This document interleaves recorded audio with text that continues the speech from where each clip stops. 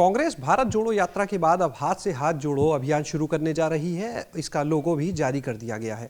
हमारे साथ में इस समय बसपा के विधायक उमाशंकर सिंह जी हैं, उन्हीं से जानते हैं किस तरह से इसे देखते हैं। उमाशंकर जी, किस तरह देखते हैं? पहले राहुल गांधी निकले, उन्होंने भारत जोड़ो यात्रा शुरू की, अब हाथ से हाथ जोड़ो अभियान, और इसमें प्रियंका गांधी चेहरा होंगी मुख्य रूप से। किस तरह आप देखते हैं? देखिए, कांग्रेस इस बात को जानती है कि कांग्रेस के पास अपना कोई जनाधार है नहीं, और अगर वह भारत जोड़ो के बाद अब वह हाथ जोड़ो के संकल्प को लेकर निकल रहे हैं, तो इसलिए कि उनके पास, चूँकि भाई ये राजनीतिक दल है, राष्ट्रीय राजनीतिक पार्टी है, तो उनके पास भी कुछ काम चाहिए लोगों के बीच में बने रहने के लिए। वो कहीं, उनके पास ऐसी व्यवस्था नहीं है कि वो कहीं जा कर के कोई जनसभा कर लें। वो जनसभा करेंगे तो उसमें उनके पास पब्लिक नहीं जाएगी।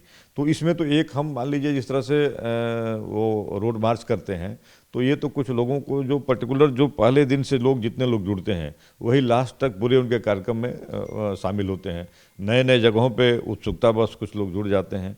तो अपने आप को केवल लोकसभा के चुनाव तक बने रहने के लिए इस तरह के अभियान लेकर के आ रहे हैं। उनको किसी ने गाइड किया है कि अगर भाई आप या तो बिल्कुल गायब हो जाएंगे, भाई आप जिले पे रैली कर नहीं सकते हैं, मंडल पे रैली आपकी हो नहीं पाएगी, पब्लिक नहीं आएगी। उस पब्लिक को आप हमारे मीडिया के लोग दिखाएंगे तो फिर होगा कि भाई तो कांग्रेस के पास कोई, कांग्रेस की बात सुनने नहीं जा रहा है।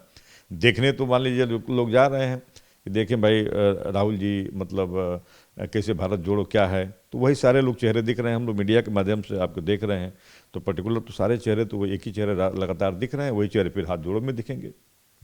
भारतीय जनता पार्टी की अभी राष्ट्रीय कार्यकारिणी की बैठक हुई, 2024 के लिए पूरा एजेंडा तय हुआ। अब उसी के आधार पर प्रदेश कार्य समिति की बैठक भी होने आ रही है 22 तारीख को। लगातार बड़े स्तर पर भाजपा जिस तरह से मैदान में अब उतरी है 24 को लेकर, आप लोग के लिए कितनी बड़ी चुनौती?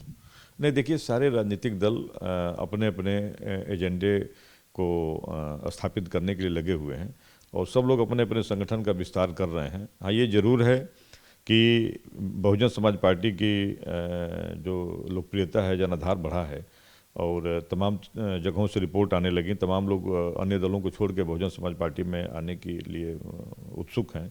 उसको देख करके भारतीय जनता पार्टी थोड़ी सक्रिय हो गई है, और वो अपने अब संगठन में परिवर्तन की बात कर रही है। कर रही है कि आज नहीं, अभी राष्ट्रीय कार्य समिति हुआ, प्रदेश कार्य समिति कर रही। तो उसी तरह से कोई, सभी राजनीतिक दल, बहुजन समाज पार्टी आप देख रहे हैं, आप मैंने लगातार मतलब विधानसभा वाइज, लोकसभा वाइज, जिले वाइज, मंडल वाइज रेगुलर बैठक मैंने हो रही है। माननीय बहन जी खुद ले रही थी, और सबको लेकर के सबको काम पे दी हैं। फिर माननीय प्रदेश अध्यक्ष जी को फिर उन्होंने उसके लिए लगाया मॉनिटरिंग के लिए, और फिर अभी हम तुरंत मुझे लगता है 25 के बाद फिर हम लोग नई माननीय बहन जी वो अपने आप सबको बताएंगी अपनी कार्य योजना कि हम कैसे किस रूप में आ रहे हैं। तो ये सभी राजनीतिक दलों का अपना अपना है। कार्य समिति और राष्ट्रीय समिति तो बैठक होती रहती है, उसका हमें कोई बहुत हमारे ऊपर कोई प्रभाव नहीं है। अच्छा, एक आखिरी सवाल। पिछले कुछ दिनों से मुख्यमंत्री खुद अलग अलग मंडल की बैठक कर रहे हैं, वहाँ के जो जनप्रतिनिधि हैं उनको बुलाया जाता है, जो सांसद हैं, विधायक हैं, उनसे फीडबैक भी ले रहे हैं, जो योजनाएं हैं उनको अमली जामा पहनाने की भी बात हो रही है। क्या लगता है कितना इम्पैक्टफुल होगा ये सीधे जनप्रतिनिधियों से संवाद करना और उसके बाद धरातल पर काम? देखिए, ये आवश्यक है। मतलब ये शुरुआत ये हमेशा होनी चाहिए, क्योंकि जनप्रतिनिधि भी अपने स्तर से क्षेत्र की समस्या लेके आएंगे, तो उस समस्या को समाधान करने में सरकार को मदद मिलेगी। और चूँकि इसीलिए असेंबली भी चलाई जाती है। लेकिन सरकार अगर केवल अपने ही पक्ष के, अपने ही दल के विधायकों को बुला के समीक्षा कर रही है, तो उनके दल के लोग तो फिर अपने सरकार की उपलब्धि ही गिनाएंगे। यही काम अगर असेंबली चलती, और जब अपोजिशन भी उस क्षेत्र की समस्याओं को उजागर करता, तो मुझे लगता है कि सरकार को उस समस्याओं का निराकरण करने में काफ़ी मदद मिलती।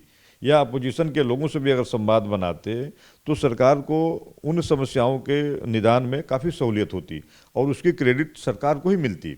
सरकार को तो चाहिए कि हमको कौन समस्या से अवगत करा रहा है, उस समस्या को अगर सरकार के पास आ जाएगी तो सरकार उसका निदान करेगी।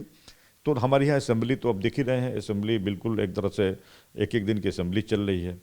और चूँकि इस समय अगर माननीय जनप्रतिनिधियों से माननीय मुख्यमंत्री जी ने संवाद शुरू किया है, उसमें केवल वो भारतीय जनता पार्टी के ही माननीय सांसद और माननीय विधायक हैं, उसमें अपोजिशन का कोई नहीं है। तो इसी तरह से संवाद जो है विपक्ष के साथ भी बना के रखना चाहिए, इसलिए कि हमारा और उनका, देखिए, हम लोग चुन के आते हैं, तो कर्तव्य दोनों लोगों का प्रदेश का विकास ही है।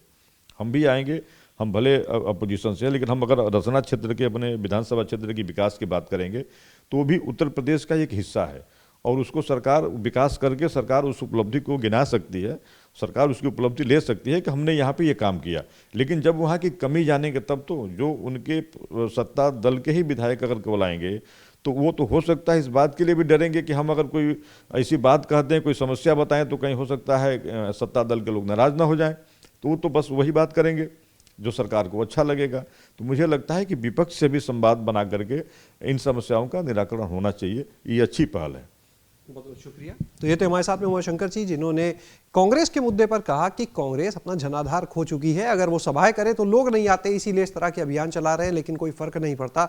जहां तक बात करें मुख्यमंत्री की जो जनप्रतिनिधियों के साथ बैठक है, तो साफ कहना उमाशंकर जी का कि बेहतर होता अगर उसमें सत्ता दल के जो विधायक और सांसद है उनके साथ में विपक्षी दलों के विधायकों को, सांसदों को भी बुलाया जाता।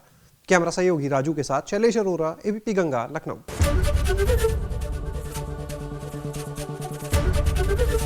एबीपी गंगा, खबर आपकी, जुबान आपकी।